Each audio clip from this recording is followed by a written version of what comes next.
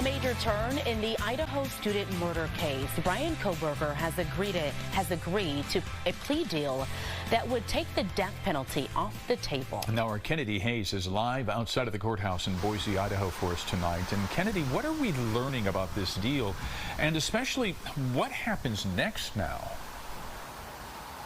Hi, Tim and Simone. Well, Bryan Kohberger is expected to plead guilty right here in Boise at a hearing tomorrow. Now, he was expected to stand trial next month, so this marks a significant shift, especially for those that have been following this case for the past 2.5 years. Now, under the deal that prosecutors reached with Kohberger, he'd plead guilty to 4 counts of first-degree murder and 1 count of felony burglary. He'd get 4 consecutive life sentences, but would no longer face the death penalty. And under the deal, Kohberger would also waive his right to appeal, meaning no extended legal fight. The 30-year-old is accused of stabbing 4 University of Idaho students to death in their off-campus home in November 2022.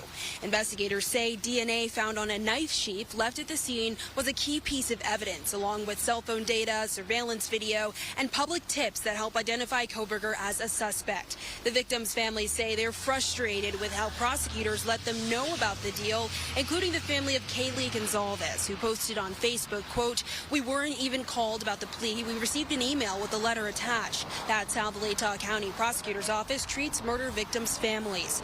But Latah County prosecutors say this is an attempt to get justice and, quote, ensures that the defendant will be convicted, will spend the rest of his life in prison, and will not be able to put you and the other families through the uncertainty of decades of post-conviction appeals.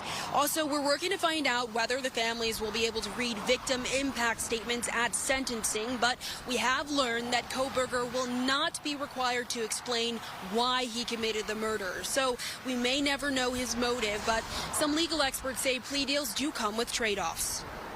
End of the day, they could have gotten a conviction, and those same 12 jurors could have said, well, we don't want to give him the death penalty. And they're gaining the idea of him waiving his appellate rights, which I cannot understate how important that is, because now this is done.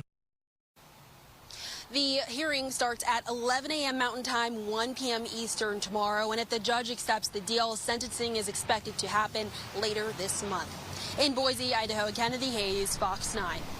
All right, thank you, Kennedy. Well, an intense heat wave in Paris is prompting a number of closures. This is including more than 1,300 schools.